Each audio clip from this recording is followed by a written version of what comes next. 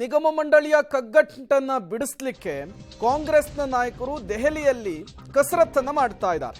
ನಿಗಮ ಮಂಡಳಿಯ ಪಟ್ಟಿ ನಾಳೆ ಬಹುತೇಕ ಫೈನಲ್ ಅನೌನ್ಸ್ ಆಗುವ ಸಾಧ್ಯತೆ ಇದೆ. 35 ಶಾಸಕರ ಪಟ್ಟಿ ಅಂತಿಮವನ್ನ ಪಡಿಸಿಕೊಂಡಿದ್ದಾರೆ ಸಿಎಂ ಡಿಸಿಎಂ.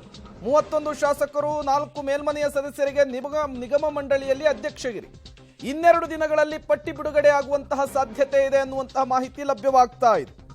ನಿಗಮ ಮಂಡಳಿಯ ಪಟ್ಟಿಯ ವಿಚಾರ ವ್ಯಾಪಕ ಚರ್ಚೆ ಆಗಿತ್ತು. ಕೈಮನೆಯಲ್ಲಿ ಕಾರ್ಯಕರ್ತರಿಗೆ ಕೊಡಬೇಕು ಅಂತೇಳಿ ಡಿಸಿಎಂ, ಇಲ್ಲ ಶಾಸಕರಿಗೆ ಕೊಡಬೇಕು ಅಂತೇಳಿ ಸಿಎಂ. ಈ ಹಗ್ಗ ಜಗ್ಗಾಟದ ನಡುವೆನೆ ಇದೇ ವಿಚಾರ ದೆಹಲಿಯ ಅಂಗಳಕ್ಕೆ ತಲುಪಿತ್ತು. ನಿನ್ನೆ ಒಂದು ಮಹತ್ವದ ಸಭೆಯಾಗಿದೆ. ಮಹತ್ವದ ಸಭೆಯ ಬಳಿಕ ಅಳೆದು ತೂಗಿ ಒಂದು ಪಟ್ಟಿಯನ್ನು ಸಿದ್ಧಪಡಿಸಿದ್ದಾರೆ ರಾಜ್ಯ ನಾಯಕರು, ಸಿಎಂ ಮತ್ತು ಡಿಸಿಎಂ. ಯಾರ್ಯಾರಿಗೆ ಸಿಗುತ್ತೆ ಅನ್ನೋದು ಈಗಿರುವಂತಹ ಸಸ್ಪೆನ್ಸ್. ನರೇಂದ್ರ ಸ್ವಾಮಿ ಅವರು ಮಳವಳ್ಳಿಯ ಶಾಸಕರು, ಅವರಿಗೆ ಈ ಬಾರಿ ನಿಗಮ ಮಂಡಳಿಯಲ್ಲಿ ಅಧ್ಯಕ್ಷಗಿರಿ ಸಿಗಬಹುದು ಅಂತೇಳಿ. 31 ಶಾಸಕರು, 4 ಮೇಲ್ಮನೆಯ ಸದಸ್ಯರಿಗೆ ನಿಗಮ ಮಂಡಳಿಯ ಅಧ್ಯಕ್ಷ ಸ್ಥಾನ ಸಿಗೋದು ಬಹುತೇಕ ಫಿಕ್ಸ್ ಆಗಿದೆ. ಸಹಜವಾಗಿಯೇ ಯಾರ್ಯಾರು ಮಂತ್ರಿ ಸ್ಥಾನದಿಂದ ವಂಚಿತರಾಗಿದ್ರೋ ಅವರನ್ನು ಸಮಾಧಾನ ಪಡಿಸುವಂತಹ ಕೆಲಸ ಅಂತೂ ಇಲ್ಲಿ ಆಗುತ್ತೆ. ಬಟ್ ಎಲ್ಲ ನಾಯಕರು ಅದಕ್ಕೆ ಸಮಾಧಾನ ಆಗ್ತಾರಾ ಅನ್ನೋದು ಒಂದು ಪ್ರಶ್ನೆ.